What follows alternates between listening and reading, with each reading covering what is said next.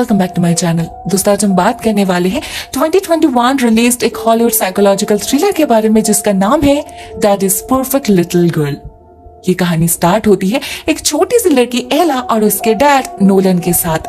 सुबह सुबह दोनों साइकिलिंग पर निकले थे। बाप बेटी मिलकर एक अच्छा वक्त बिता रहे थे एक साथ, लेकिन अचानक एक केयरलेस ड्राइवर के कारण नोलन का एक्सीडेंट हो जाता है।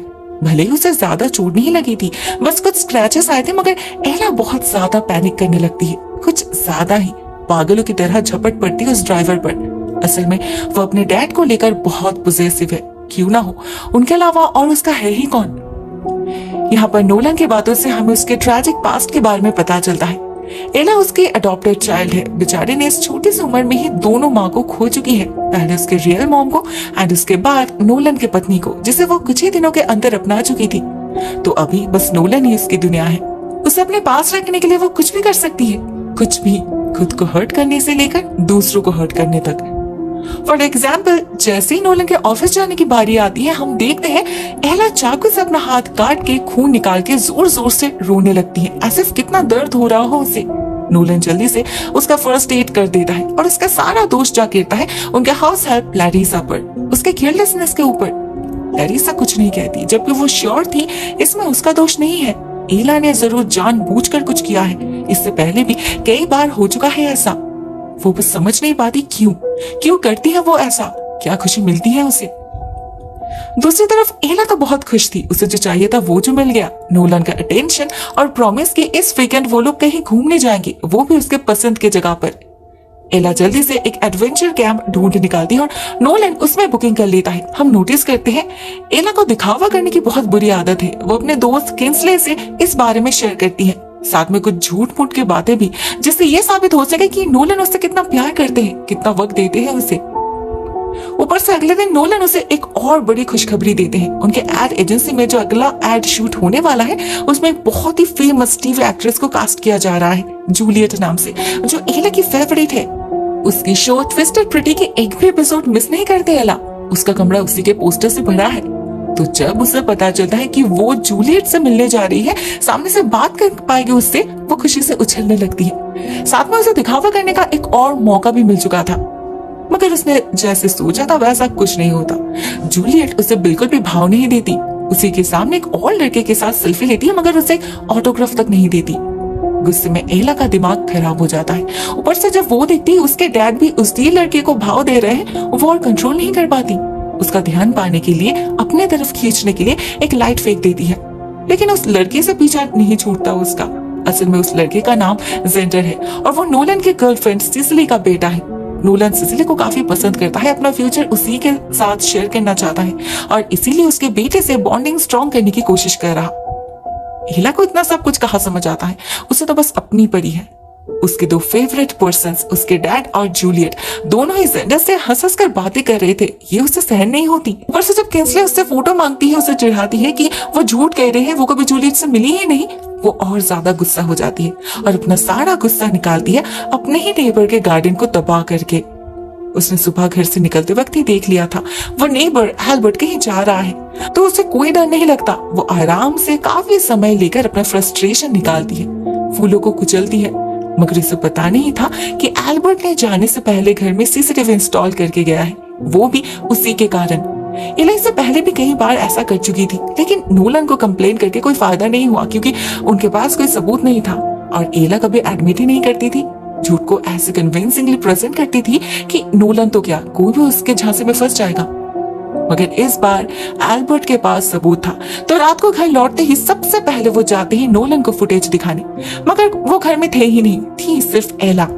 वो पहले तो छुप जाती है और उसके बाद एल्बर्ट के सामने जाकर ऐसे कुछ बॉडी लैंग्वेज दिखाती है जिससे एल्बर्ट वहां से भाग जाते हैं।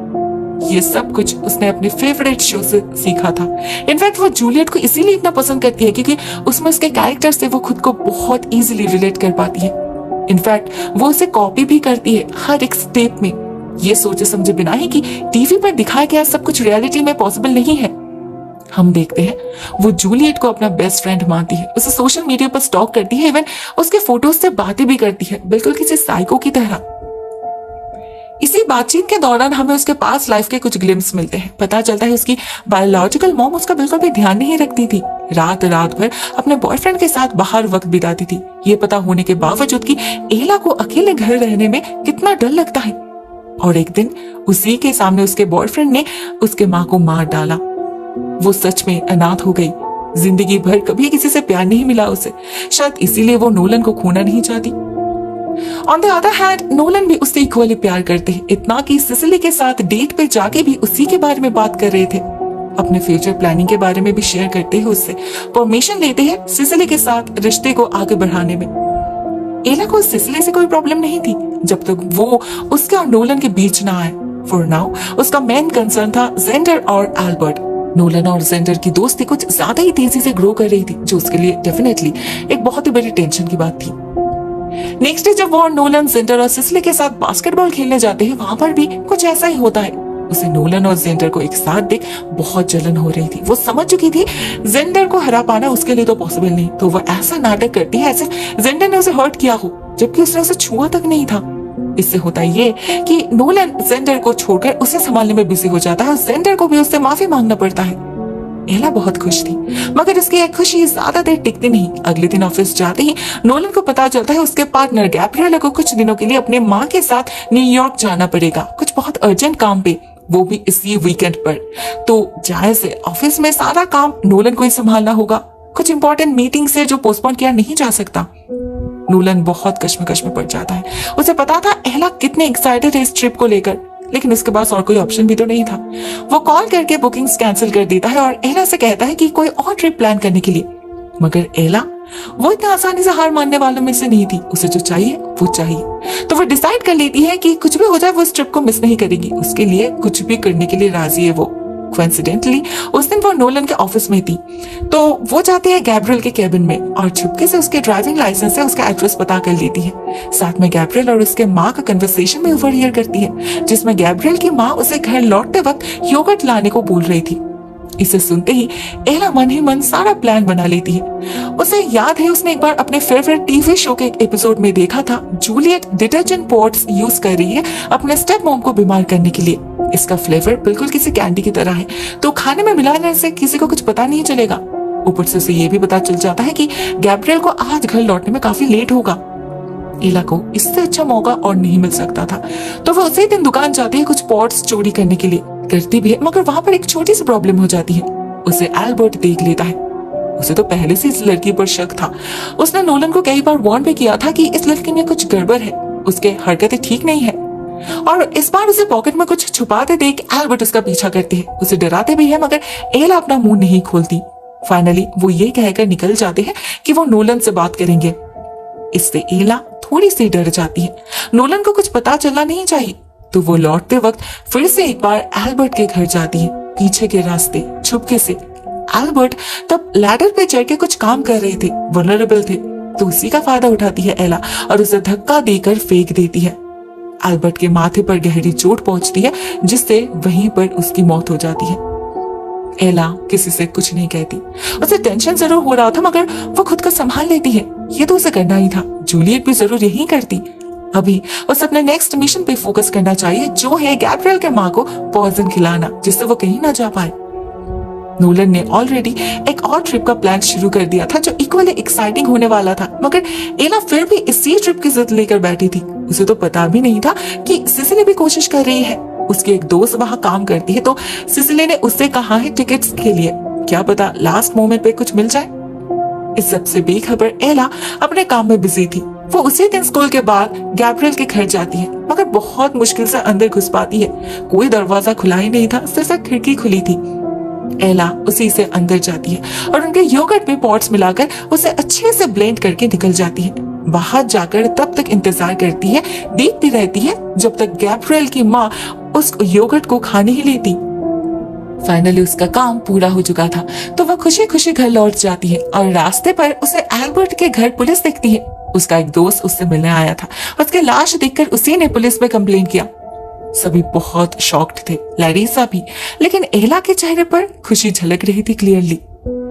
लैरिसा ये भी नोटिस करती है कि उसका टी शर्ट फटा हुआ है, जबकि स्कूल से लौटते वक्त ऐसा नहीं था। साथ में उसका मूड भी बहुत ऑफ था। वो किंसली से जोर जोर से झगड़ रही थी। ये सब कुछ देखकर लैरिसा को कुछ ऑड लगता है। वो नोलन को इन्फॉर्म कर देती है और नोलन जाता है अपने बेटी से पूछताछ करने, लेकिन उसे कोई आइडिया नहीं था एला कितनी मैनिपुलेटिव हो सकती है। वो सिर्फ झूठी ही नहीं, सबके सामने खुद को विक्टिमाइज करने में भी माहिर है। यहाँ पर एक बहुत इंपॉर्टेंट बात सामने आती है कि एला को पास्ट ट्रॉमास की वजह से बहुत दिनों तक काउंसलिंग अटेंड करना पड़ा था। मतलब उसे साइकोलॉजिकल प्रॉब्लम्स ऑलरेडी है। उधर गैब्रियल भी नोलन को कॉल करके इन्फॉर्म कर देती है कि उसके माँ को फूड पॉइजनिंग हुआ है, तो वो अपना टूर कैंसिल कर रही है। अगर वो कहीं जाना चाहे तो जा सकता है। एग्जैक्टली जैसे एला ने सोचा था। मगर यहाँ प्रॉब्लम ये हो जाती है कि नोलन को फिर से कोई बुकिंग्स नहीं मिलती। उसके टिकट्स ऑलरेडी बिक चुके थे। मतलब एला ने जिसके लिए इतना सब कुछ किया वो सब बेकार गया। फॉर्चुनेटली सिसिली ने टिकट्स मैनेज कर लिया था, तो फाइनली एला का प्लान पूरा हो ही जाता है। बस नोलन सिसिली और जेंडर को भी साथ जाने को बोलता है, जो उसे पसंद नहीं आता। फिर से उसका टेंशन शेयर होगा। उसका डैड उससे ज्यादा जेंडर से प्यार करेगा। टेंशन में एला का दिमाग खराब हो रहा था। अगर ऐसा ही चलता रहा तो एक दिन जेंडर सच में उसकी जगह ले लेगा। ऐसा तो होने नहीं दे सकती ना वो। इसका सोल्यूशन भी उसे जूलियट से ही मिल जाता है, यानी कि उस शो से। ट्रिप के फर्स्ट